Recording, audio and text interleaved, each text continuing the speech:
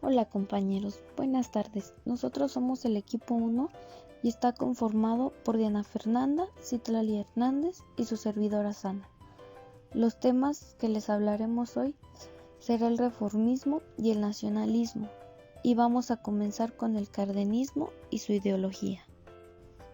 Bueno, pues Lázaro Cárdenas del Río nació en el estado de Michoacán. También recordemos que él tuvo participación en la Revolución Mexicana, aliándose con Plutarco Elías Calles y luchando contra Victoriano Huerta.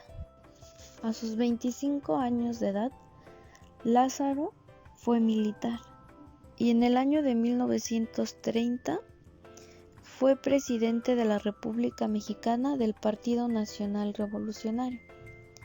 También recordemos que en ese entonces, para poder ser presidente de la República, tenía que ser militar, y Lázaro cumplía con esa característica. Su mandato presidencial duró 6 años, y fue aquí donde el cardenismo resaltó más, donde su gobierno fue nacionalista y de izquierdista. ¿Pero a qué se le llamaba de izquierda? Tenía un punto central donde Lázaro defendía la igualdad social, el respeto y la justicia. Y hablando de justicias, Lázaro puso en marcha la reforma agraria, la cual, si recordamos, esta fue gracias a Emiliano Zapata. Con esta reforma se entregaron todas las tierras a los campesinos, y aquí hubo una alianza muy fuerte entre el campesino, el obrero y el gobierno para toma de decisiones en sus tierras. También otro muy importante fue la educación, que todo mexicano tenía derecho a la educación por un maestro y no por una persona religiosa. Unos movimientos muy importantes fueron el movimiento obrero con la creación de la Confederación de Trabajadores Mexicanos, que es llamada la CTM. Otro movimiento muy importante fue del campesino, donde se creó la Confederación Nacional del Campesinado. Estos movimientos son los que defienden los derechos del trabajador, donde están plasmados en el artículo 123. En 1938 se creó Pemex o Petróleos Mexicanos. Esto se debió a la explotación del petróleo fuera del país.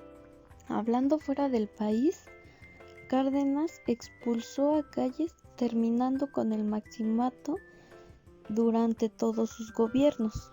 En la política internacional, se caracterizó Cárdenas por no intervenir en los conflictos internacionales y respetando la soberanía de los países, así dando asilo a los españoles que huían por sus conflictos en su república.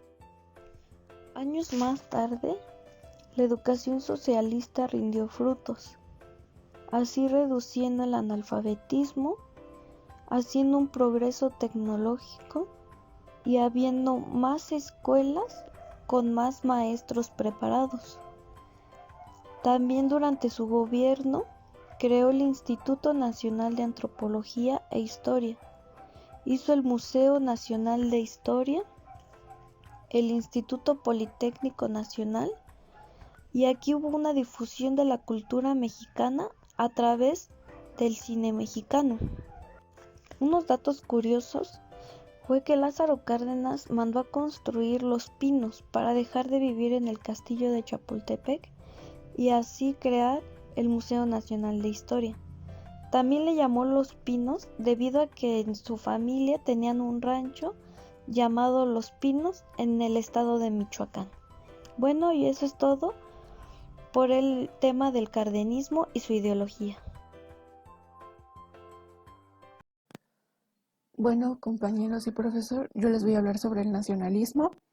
Este es una corriente ideológica y un movimiento sociopolítico que surgió junto con el concepto moderno de nación, propio de la edad contemporánea, en circunstancias históricas en las que podemos llamarla como la era de las revoluciones, que se incluye lo que es la revolución industrial, la burguesa y la liberal, y algunos movimientos de independencia en las colonias europeas de América.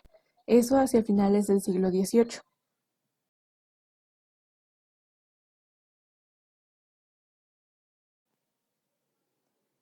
Teniendo en cuenta ya el concepto de nacionalismo, tenemos aquí lo que es el concepto de nacionalismo mexicano, que es un movimiento social, político e ideológico que se conformó desde el siglo XIX, lo que considera la identidad nacional de México. Este nace del patriotismo criollo del virreinato de la Nueva España.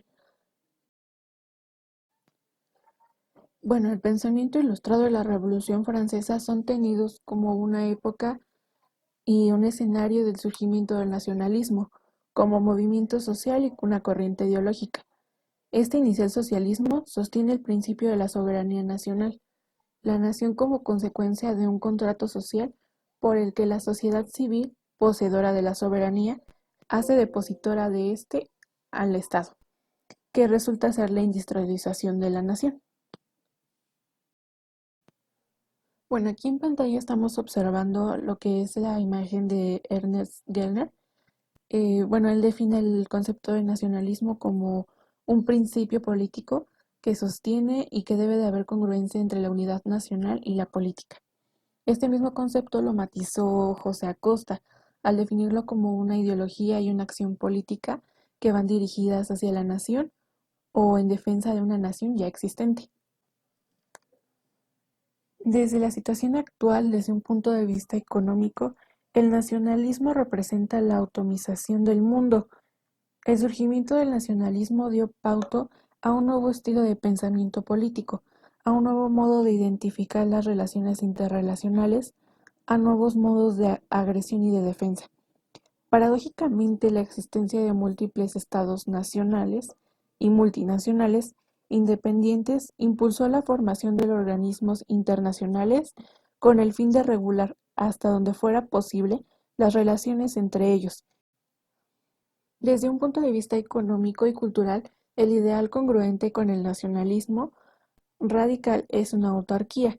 La autarquía es una situación en la que una nación, identificada políticamente con un país, se basa en sí mismo, es decir, no depende de ninguna.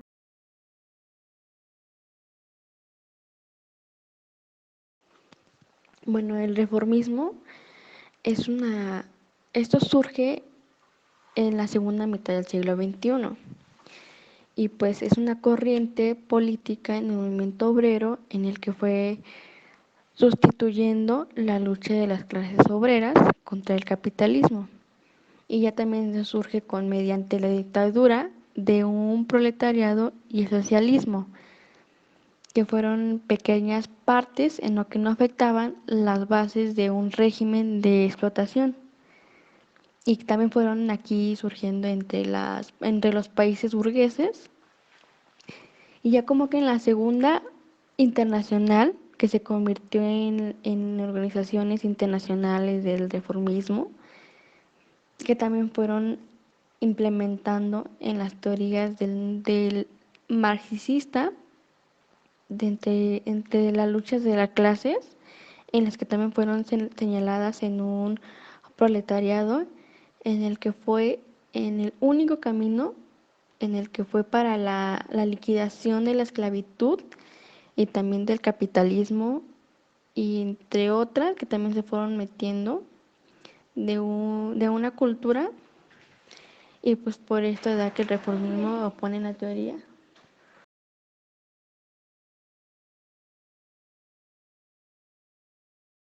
Y bueno, ya dando con el tema del marxismo, que también dieron entre las teorías que ellos ponen, y también ponen el socialismo democrático. Es decir, que la integración de este capitalismo al socialismo fueron como que una esencia de burgueses en la teoría práctica del reformista, como entre unos engaños de los obreros, que el marxismo no niega la necesidad de un partido proletariado, y esto lucha por las reformas y por ello también da el mejoramiento de la situación económica, política y cultural de entre los obreros y también bajo el capitalismo, pero considerando estas reformas fue como un elemento colateral de la lucha de las clases, que cuya también fue un objeto principal entre las sustancias del capitalismo por el régimen socialista